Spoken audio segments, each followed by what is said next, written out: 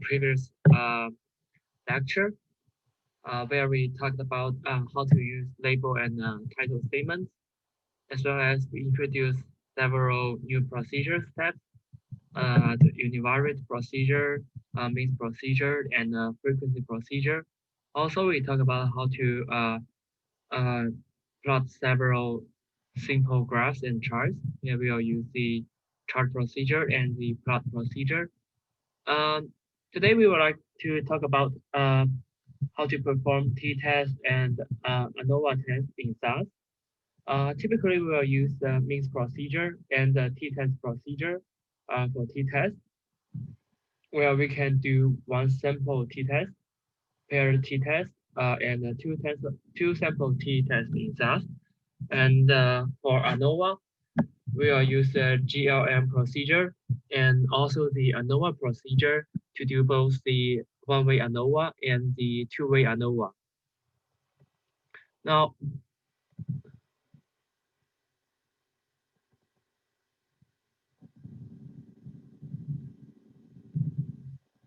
homeworks are typically for each lecture.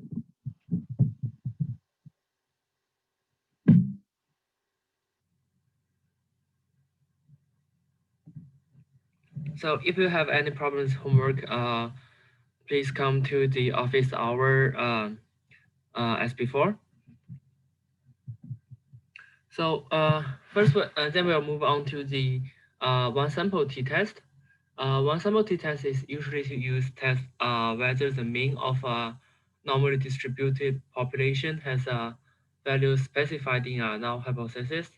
The common practice for null and alternative hypothesis are H null with the mean as 0 versus the H1, the alternative hypothesis with the mean value not being 0. The common syntax for means procedure to do one sample t-test.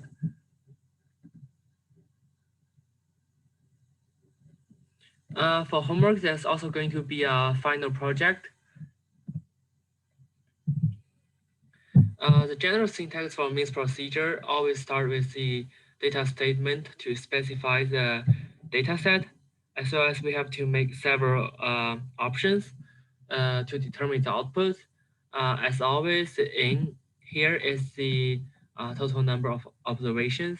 The mean is just the mean value, as it is the standard deviation, where the option T will request T statistics, and the option PRT will output the p-value for a two-sided test.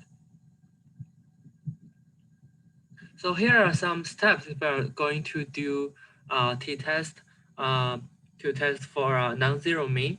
For example, if the true mean is not 0, the null hypothesis is mu being mu 0 versus the alternative hypothesis as H1 with mu not being equal to 0, mu 0.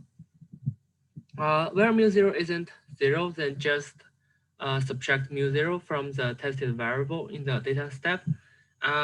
The detailed practice of this procedure will be included in the second part of the video. Moreover, if we would like to do one-sided test, because this common means procedure will return p-values and t-statistics for a two-sided test. If we are going to do one-sided test, we have to report the modified p-value from the two-sided test as follows.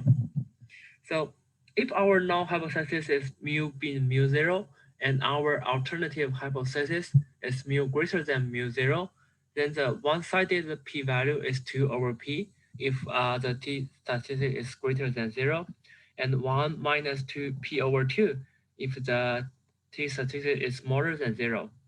And another one-sided test is to test for the null hypothesis that mu is mu 0 versus the alternative hypothesis with mu smaller than mu 0. Then the one-sided p-value is 1 minus p over 2 if the t statistic is greater than 0, and p over 2 if t is smaller than 0, which is just the counterpart of the first one-sided test. So if we are familiar with the t-test, then you should also be familiar with the p-values returned by the SAS program. So the example will be more detailed in the second video. Here we are just to go over through how to read a t-table from the SAS output. Record the corn data in the last homework. Now we are more interested in the following questions. Is the true average different from 0 for the ring variable? And whether the true mean for the yield variable is different from 30. So we can, here is the output for the SAS program, where we could find t-value and also the p-value in the last column. So it is not difficult to read the t-tables. So the null hypothesis for the ring variable is h now being ring as 0 versus the alternative hypothesis that the ring variable hasn't mean value of 10. So the t-statistic is here 0.95, where the corresponding p-value is 0.35. So the p-value is rather big, so we cannot reject the null hypothesis at a 5% level of significance and conclude that the true average of ring is not different from 10. So the hypothesis for the second yield variable is that the null hypothesis is the mean value of yield being 13 versus the alternative hypothesis that the yield is not 13. So the t-statistic here is 3.9, and the corresponding p-value is indeed very small. So we reject the null hypothesis at a 5% level of significance and conclude that the true average of yield is statistically significant different from 30. Now we will move on to the paired t-test. Um, Paired t-test is used when the two samples are not independent. Therefore, we have to create the differences as a new variable in the data step, and we can then apply the means procedure for this new variable. Here is a very simple example. Here we would like to test whether the water quality are the same in spring and as in summer. So in our input statement for the data step, we have to include the ID for the station, the water quality in spring, and the water quality in summer. So after the input statement, we create a new variable called change, which is the difference between summer and spring. Then we have to run the mix procedure with the same options. Always remember to keep option T, which is returns the T statistics, and the options PRT, which will return the P value.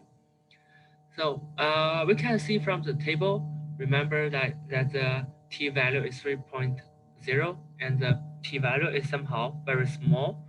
So the conclusions are made as such. First, the hypothesis for our problem is that our null hypothesis is the summer water quality will be the same as that in spring, versus the alternative hypothesis that the water quality in summer is much different from that in spring. So equivalently, we could say that our null hypothesis is change being 0 versus the null hypothesis that the change isn't 0. The t statistic is 3.07, and the corresponding p-value of this test is somehow very small, which is less than 0.05, which is our level of significance. So we will reject the null hypothesis at this level of significance and conclude that the water quality in summer will be different from that in spring. Next, we'll show how to use the t-test procedure to test for two sample t-tests. The t-test procedure will test whether two population means are the same or not. Typically, it will return t-values and p-values for a two-sided test. It will also produce an f-test to test whether the variance from the two groups are the same or not. Therefore, we will talk about how to read the table of f-tests later. So let's first focus on the t-test results. If the variance are not equal, we will use a two-sample t-test. On the printout, the two-sample t-test statistics found on the line, beginning with unequal. If the variances are equal, use the put t-test. On the printout, the two-sample t-test statistics is found on the line, beginning with equal. So here are the common syntax for t-test procedure. So we first begin with the t-test procedure step, specify the name of the data set, and we use the class statement to uh, indicate the variables, which is used as an identifier of two groups.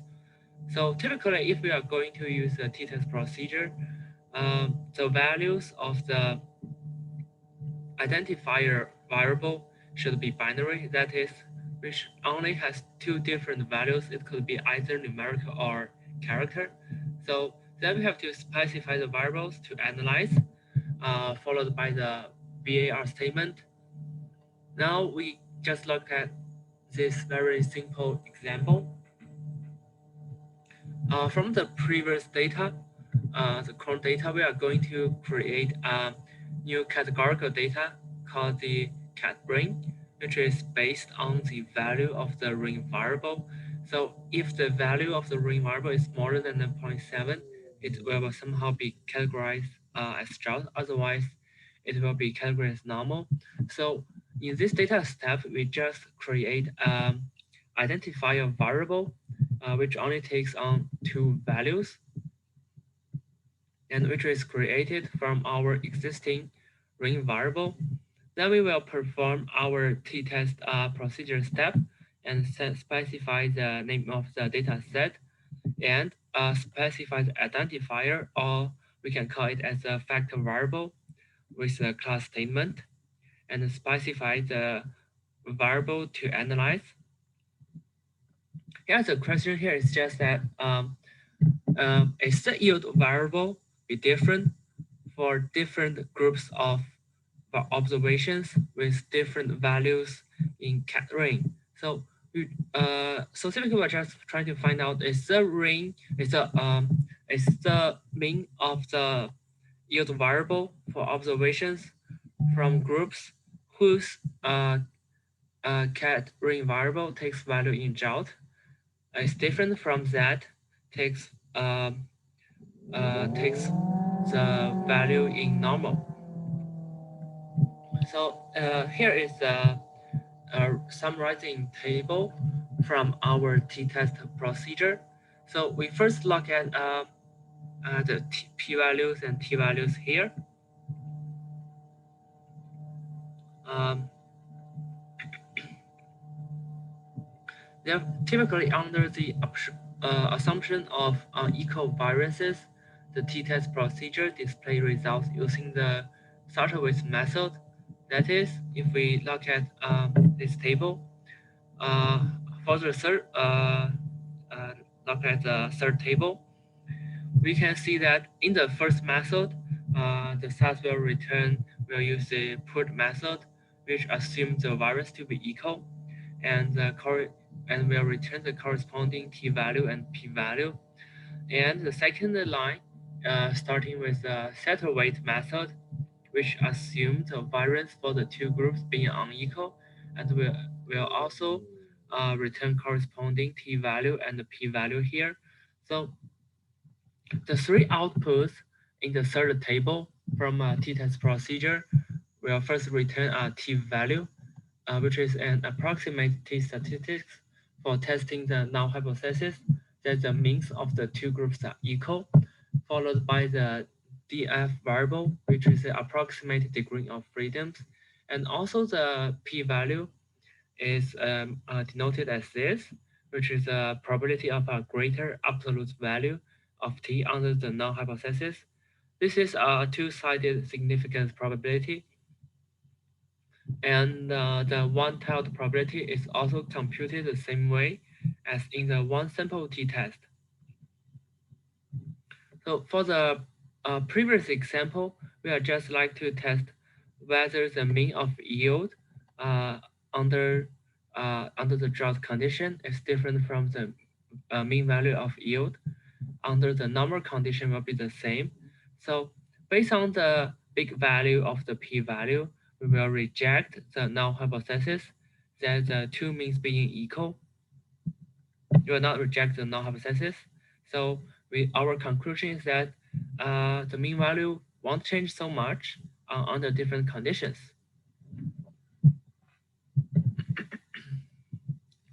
Now we have to move on to the fourth table returned by the SAS program, which is the equality of variance table. Typically, it will include these three following outputs. The F value is the value of the F statistics, and the two DFs are the degrees of freedoms, both for the numerator and the denominator of each group, and also the p-value here, which is the probability of a greater F value, and this is always the two-tailed significant probability as before. So the null hypothesis for the F-test is the variance being equal versus the alternative hypothesis that the variance are being unequal for those two groups. Then we log back to the fourth table in the t-test output. We can see that the F value is 1.23, but the p value is rather big. So therefore, regardless of the amount of rain, so we should not reject the null hypothesis at a level of significance of 0.05 about the null hypothesis that the variance of two groups are equal. So that is, regardless of the amount of rain, there is no statistical evidence that there is going to be a difference in the variability of the yield of corn. Therefore, we should perform a pooled t-test. That is, let's go back to our original output tables. So we first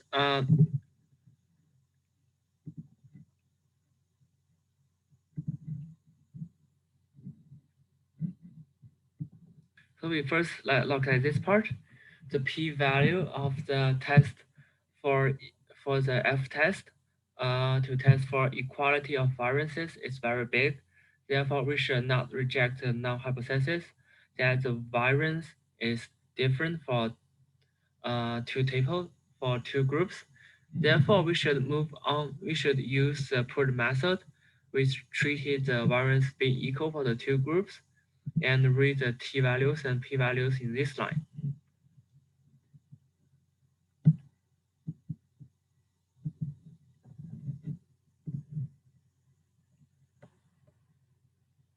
So again, we have a very simple simulation example. This example is not that important, so I will skip this part, and the corresponding code I will be include in the second video. Now we have to move on to how to do one-way ANOVAs. Suppose we have k groups of different variables, and group J has some kind of PJ observations, where the EIJ are the IID arrows, where mu is the common mean across all different groups, and AI is the group effect for each individual group. Somehow, if you have took some other introductory statistics classes, you should know that one-way ANOVA is a very simple extension of the two-sampled t-test. In a two-sample t-test, we are much more interested in whether two groups have the same mean, while in one-way ANOVA, we are testing whether two or more groups will have equal means. The variables that separate the data into these groups is referred to as a factor. So we typically refer to those variables as a factor variable. So this is a very commonly used term to describe variables which indicating where each observation belongs to. In such program, it can either be character or numerical, and can have two or more different levels for the factor variable. So another way to describe a one-way ANOVA test is whether a certain factor is statistically significant in a linear model. So one-way ANOVA test tests for the null hypothesis that group effects are all the same for all k groups. And the alternative hypothesis is that at least one group will have a certain group effect compared to the other groups. That is, under the null hypothesis, by adding both the common mean and the group effect, the mean of all the groups will be the same. And the alternative hypothesis is that at least one of the groups will have a mean significantly different from the others. Uh, we can use two different procedure steps to perform one-way ANOVA test, and they always share the same form. The first procedure is the GLML procedure, which we will use the GLML procedure first,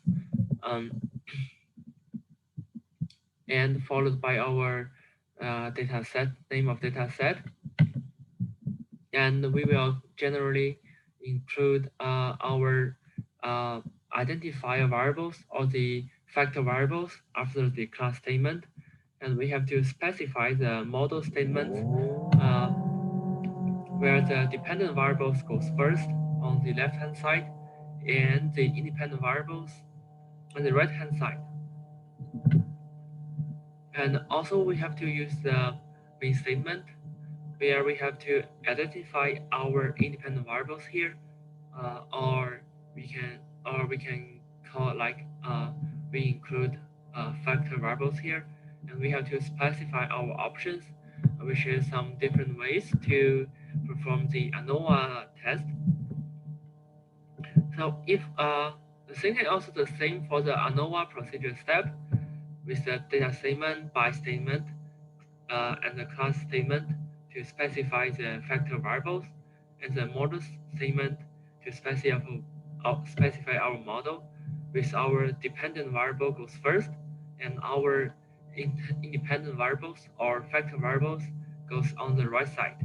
The means statement is the same both for the ANOVA data procedure step and the GLMM procedure step. So here are some differences between GLMM procedure step and the ANOVA procedure step. The GLMM procedure step will support both balanced data and unbalanced data, but it will have a very low efficiency for balanced data. The ANOVA procedure will have a poor performance on unbalanced data, but it will have a very high efficiency on balanced data. So now let's move on to several options in the main statement here. The options usually specify which method we will use for the ANOVA test. For example, the BON statement, the BON option in the main statement will request a Bonferroni test for difference between means, and also like CLDIF will include the confidence intervals, Duncan for like Duncan's test using ANOVAs. Generally speaking, we often use Tukey's method and predominantly to perform t-test, But if you like to use other kind of methods for ANOVA test, just search for the corresponding option list on this table. Here are the results of this example will be included in the second video. Typically on a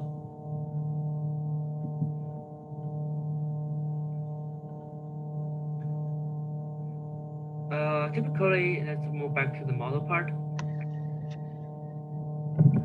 So typically for the output result for ANOVA test,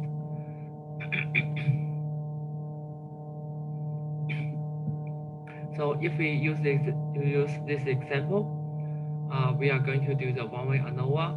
We have to write our x as our, for example, our group factor variables at here, and here we should write y equals x as our model, and for the and in the mixed procedure step, we include the effects model. In the effects part, we should also include our factor variables here and specify our options. For example, like 2 key, we should write something like this way.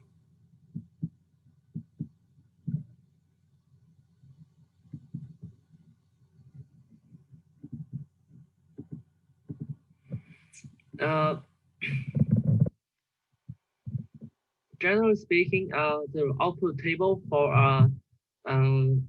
ANOVA procedures for both GLM procedure step and ANOVA procedure step will return a final table which will specify like this. We will specify our, for example, we'll have like we will indicate our factor variable here with the last column as the p-value.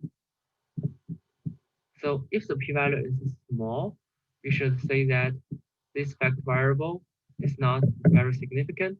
If it has returns a very small p-value, then we can say that this factor variable will be very significant.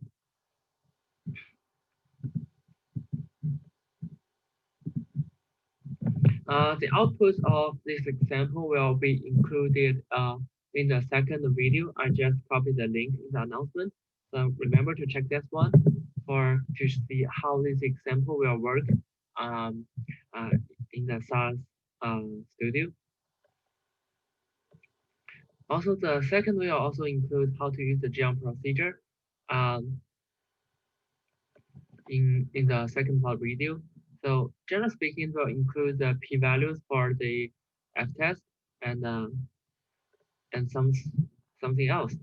So the example will be included in the video. Just always remember to check it. So now let's move on to how to do two-way ANOVAs.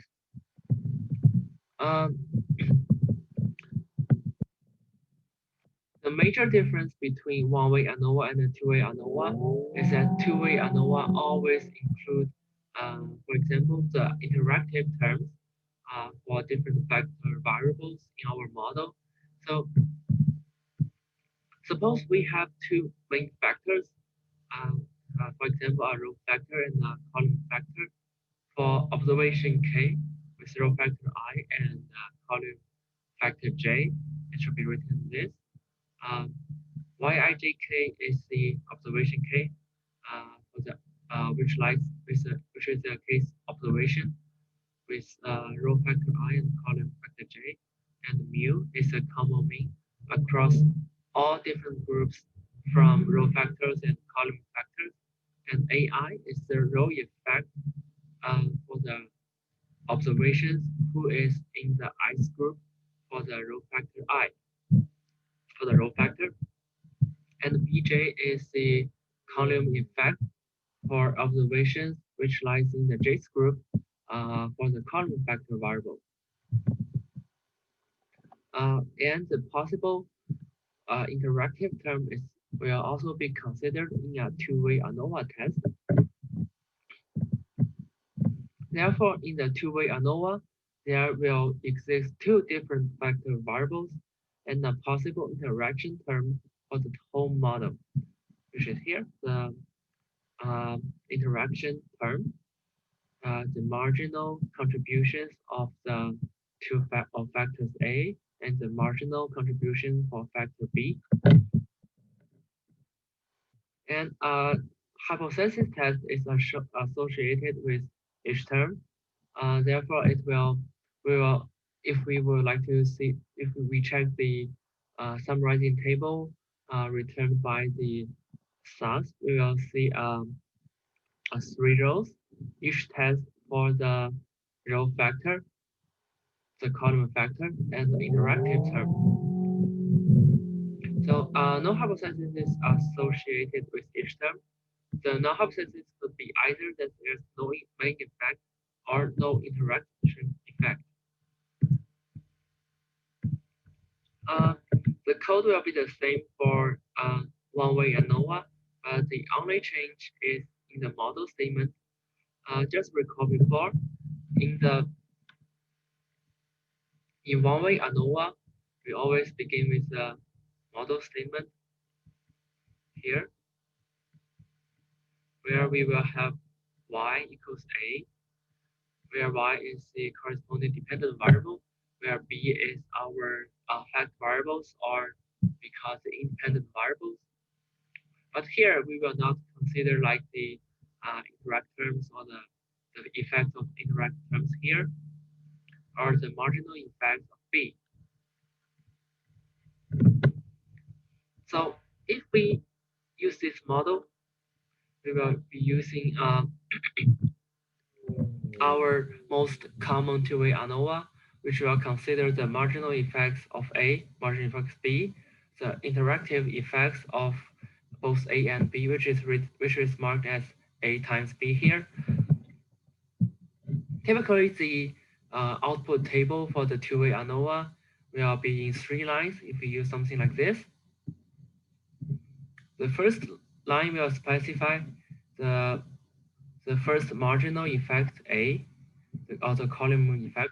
The second row will be the marginal effects of B, and the last will be A times B.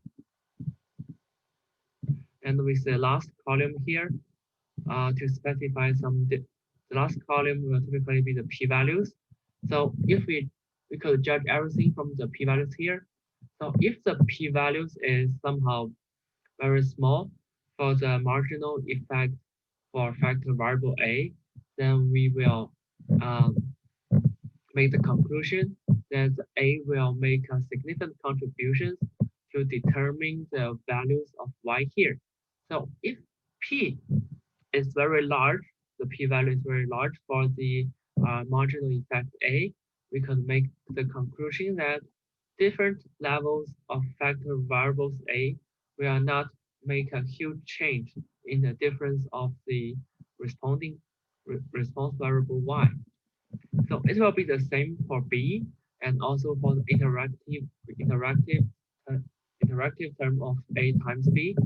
If we have small p-values here, then if we have a very smaller p-value here, then we can make the conclusion that the interactive term will have a very significant interactive effect on the values of Y. If P is here, we can make the conclusion that the factors A and B will not make interactive contributions to the values of Y. That is, A and B will not be significant in our previous model here.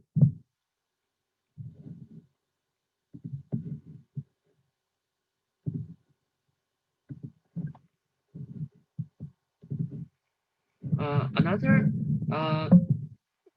difference for the ANOVA test is we change this statement from to A or B. This is we will do all the crossings of vectors. So for example, if A have some kind of factors as A1 to AN, and B will have effects of B1 to Bm.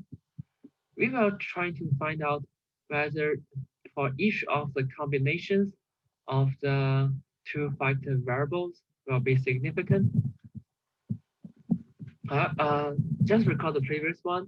We just try to find out the interactive term as a whole.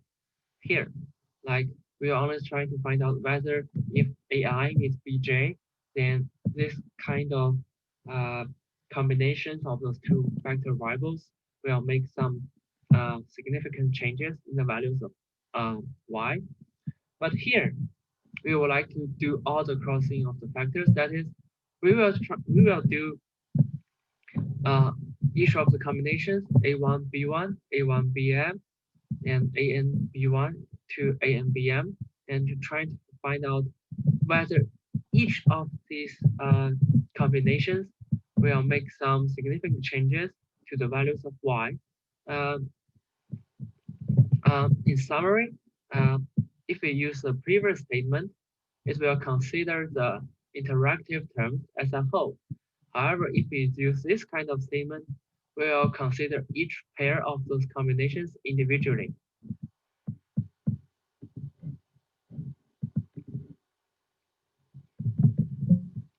Here is also the example will be included in the second video, which we will do a two-way ANOVA on two different factor variables. And if the p-value is large, that means the interactive terms will not be significant. And if the p-value is small for a certain marginal factor, then we can say that the factor is significant. And if the p-value is big, we can say that the marginal effect of a single individual factor is not significant. So the detailed explanations for for the example will be included in the second video, which I have already uploaded on YouTube, and the link is shared on announcement. And always remember to check for the models in your ANOVA test. Remember, the very crucial assumption for ANOVA is that the error terms are assumed to be independent and identically distributed, which also should be normally distributed with mean zero and constant variance. That is, if you have taken some previous introductory statistical courses on ANOVA, you know we have to check for the residuals, trying to find whether the residuals are similarly distributed for different groups of the factor variables, and also whether the residuals are normally distributed. Then we can residuals are normally distributed. If it is normally distributed, we can say that the variable is correctly specified. So if you have more problems with how to do model checking for ANOVA, you can come to my office hours. I think this is not part of our course, so as we will be talking about for today, just do a quick review of today's lecture. We first introduce how to do the basic one sample t-test in SAS.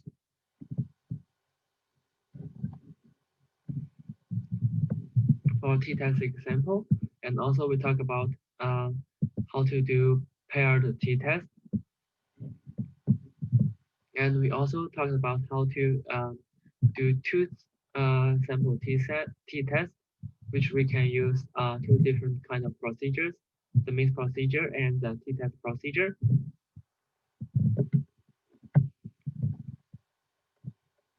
And we also talked about how to do one-way ANOVA, which only consider the effect of only one factor variable, and which can both use the GEON procedure and the ANOVA procedure. And also we talk about how to do two-way ANOVAs, where we will have at least two different main factor variables. We should consider both the marginal contributions of each of the factors as well as the interaction terms of those two different factors.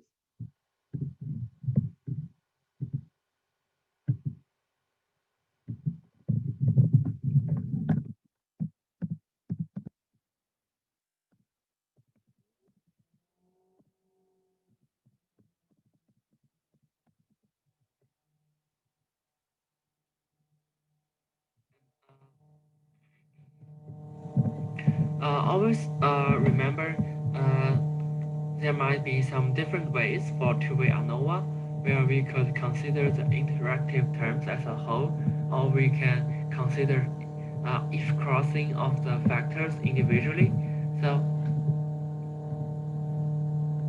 so here's all for today's part, and always to remember to check on the second part of the video, which I have already uploaded, which will include the practice of all the 8 examples.